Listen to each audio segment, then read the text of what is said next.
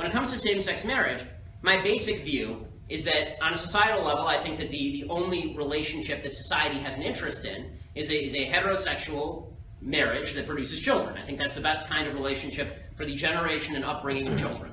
That said, I think government should completely stay out of all this crap. And the reason I say that is because, one, the government sucks at everything.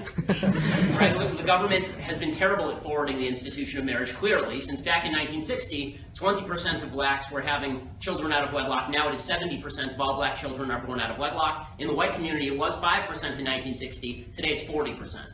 Right? And that's in an era where the government was supposedly forwarding traditional marriage. So they suck at it. So that's number one. And number two, once same-sex marriage becomes enshrined at the state level, the state will be used as a cudgel to wield against religious individuals. Right? I'm of the view that I get to, in my business and in my life, I get to deal with and serve the people that I wish to serve. And as a religious person, if I don't wish to take part in something that I personally consider a sin, that's none of your business, just as it's not my business if what I consider to be a sin, you don't consider to be a sin, and you want to do what you want. Right? I'm very libertarian on this particular issue. I think that the right is moving in that direction, by the way.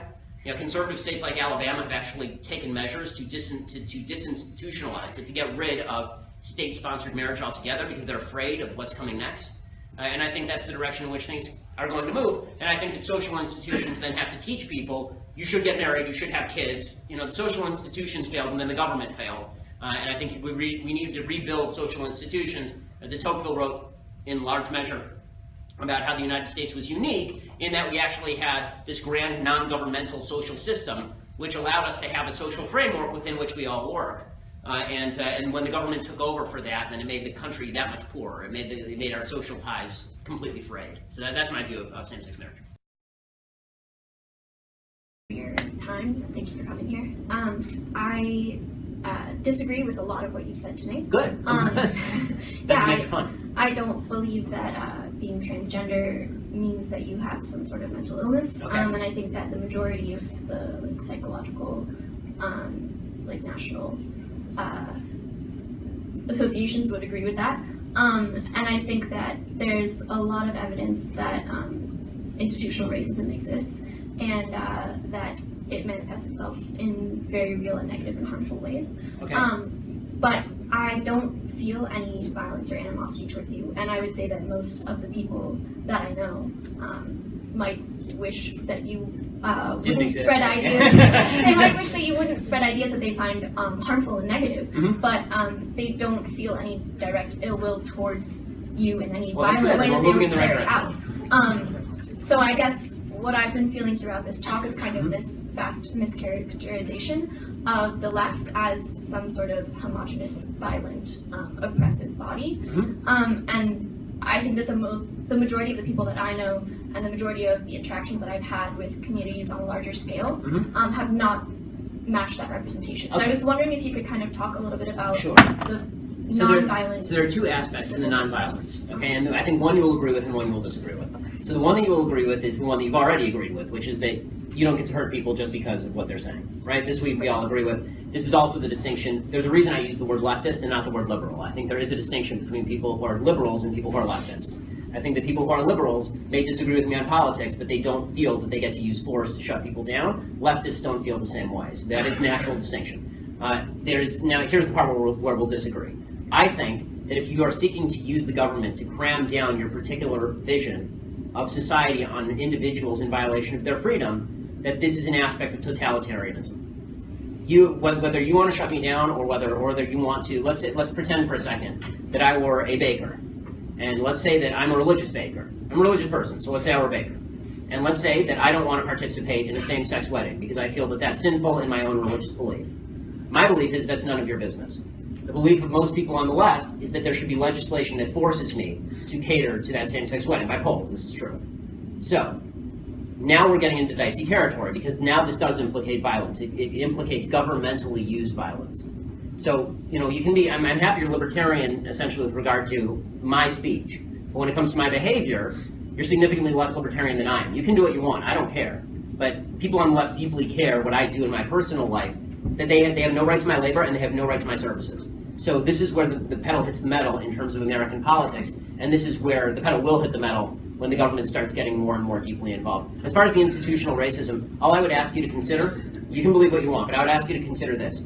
Shouting institutional racism does not actually combat racism. You have to find individual instances, and you have to show me who the racists are so that we can fight them together. I hate racism. I think it's evil. But if you're just going to say institutional racism every time something bad happens, there's no way to fight it. I need a policy that you're proposing, or I need a person who's actually racist so that we can fight it together, or we can determine whether the policy is good. What I find really problematic is the virtue signaling that I see by so many people on the other side, which is, I don't have to give you the racist, I don't have to tell you who he is or what measures I'm proposing.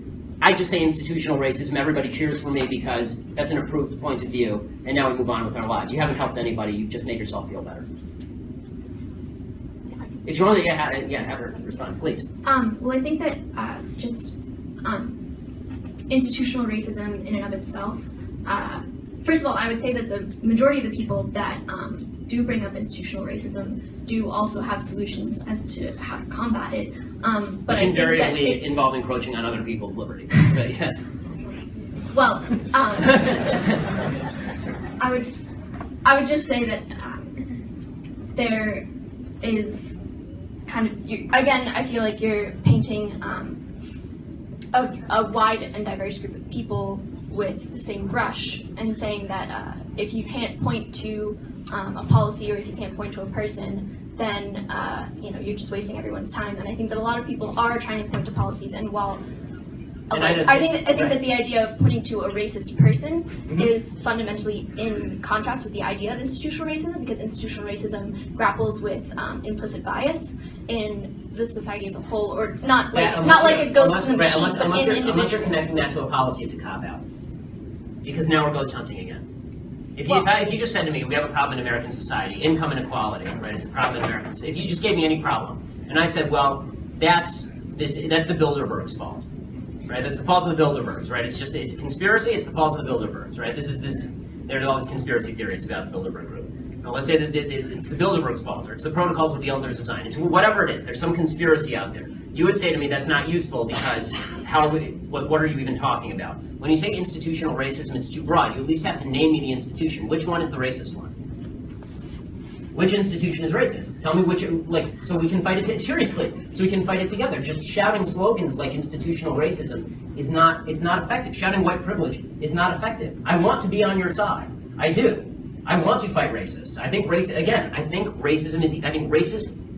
behavior is evil. I want to fight it with you, but I can't fight it if you're not showing me what it is. And we have to decide together if the policies you're proposing will alleviate racism or exacerbate racism. And it turns out, I think that a lot of the policies proposed by the left, I think institutional racism is usually a lever for proposing a policy that is actually unpalatable to freedom, and then castigating people on the other side of that policy as being in league with the institutional racism. The policies are good or bad without regard to words like institutional racism. Is what I'm saying. Honestly, I would love to sit down and talk with you for an hour about it because it's a worthwhile conversation, and I think we could actually get somewhere with it. But I think that slogans generally tend not to be particularly effective in getting us to solutions. Thank you.